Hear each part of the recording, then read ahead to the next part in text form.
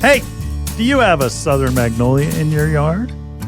If you do, you must enjoy the flowers, big, giant white flowers. And in the center of those flowers are the seed heads, and they're like a seed pod, really big, almost look like a pine cone. We get sometimes where people will come in, they'll say, hey, I've got pine cones all over my southern magnolia. How did that happen? But what that seed head is inside those velvety pink seed heads are the actual fruit where after it's pollinated, they look almost like cranberries.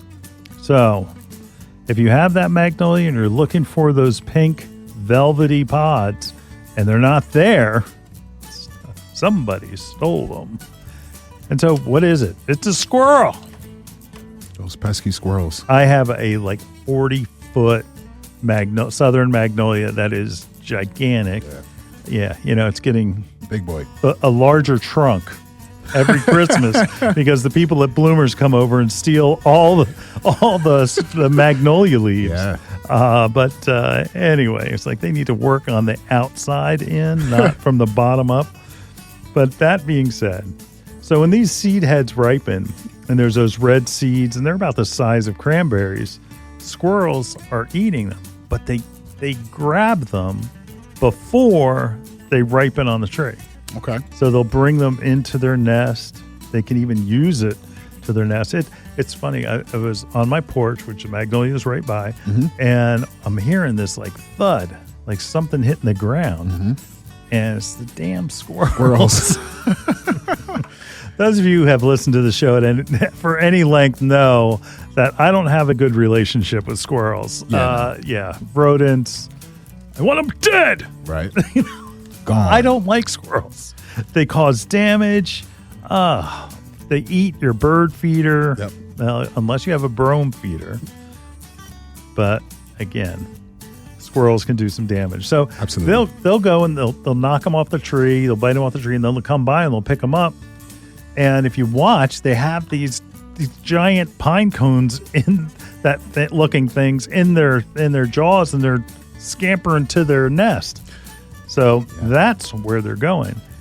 And actually, one of the prettiest things, do you have a southern magnolia? No, I don't. I'm looking. You've got almost everything else. I got almost everything but the southern magnolia. The beauty of a southern magnolia is not only the lemony scented gigantic white flowers, but it's when those seed pods turn pink. It just is another. So you look at multi-season color. So they're white during the summertime, the pink pods during the fall. So you're getting that color out of them. Absolutely. And it's also the three, the landmarks for good landscape in one tree, color, texture, and form, all right there. That's it. If you want a nice landscape, a good garden, it's color, texture, and form. Nice and easy.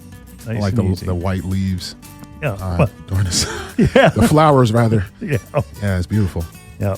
So with that being said, there's not a whole lot you can do about it. It's just that's where they're disappearing to. So, and I think they use those pods also in their nests once they eat those berries. It's not like they kick them out. Although I have had a lawnmower run over one. Yeah. Yeah, they become projectiles really quick. So it's like, look out. Better than my walnut projectiles. Oh. I'd rather have the magnolia. Yeah, you can have those. Take those for sure. I promise. Yeah, I don't know. I see Deuce getting hit by one of them. Right. But like, I would think ouch. What is it? What is it called? The seed head? Yeah. So that's kind of like the same texture of the acorn. So I could see how, it's soft. It's like softer? velvety covered. So okay. So it's not like as hard. But I'll tell you what, when they dry out, they get hard. They get hard. Okay. Yeah, when they dry out, they get hard. So, and they're big. They're big. I don't know. They're maybe 3 inches long and about 2 inches thick. That's pretty big. Yeah. So see them all the time on magnolia bunches. Yes. Going to the stores, right? So. Yeah, that's why my tree is, limbed up to the point where I can't touch the branches anymore. But that being said, start thinking about Christmas. It's getting to that. God, it's coming so fast. So fast. We're 2 weeks from Thanksgiving. The day after Halloween, I started seeing Christmas stuff, man. Yeah. Well, I tell you, think about using the greens from your yard. Like the glossy green leaves of the magnolias are spectacular. And that if you're lucky enough not to have the squirrels steal the pods, you can have those on the end. There's blue juniper that you probably have in your yard someplace. Certainly arborvitae, everybody I think wants to block off their neighbors, so they have arborvitae someplace. We have beautyberry that was, maybe you don't know this. On the back of Bloomers, there's a white fence, and along that white fence, we have some roses, knockout roses, and we also have some beautyberry. That beautyberry was planted there so we could use it as Christmas. Now, beautyberry has a tiny little glossy purple berry. Looks incredible when you put it against like a balsam wreath with a little bit of like golden hinoki cypress, and you put that combination together, and it's a real winner. Yeah, it's a real winner. The trick is getting to it before the birds do. Yeah, seems like it would be a good contrasting color. Yeah, it's beautiful. Texture too. Yeah. But birds eat it. They do. Birds eat it. It's just like when Julio loves winterberry holly. Yeah, and that winterberry holly is a great one too, but you've got to be aware that birds will eat it. Trying to keep it in the house is not going to be a great thing because those berries will fall off in the heat. But outside, in your house, in like porch pots, I'm growing more and more fond of porch pots. It's where you're wondering, what are you going to do with that, that patio pot that now is dead because we've had freezes.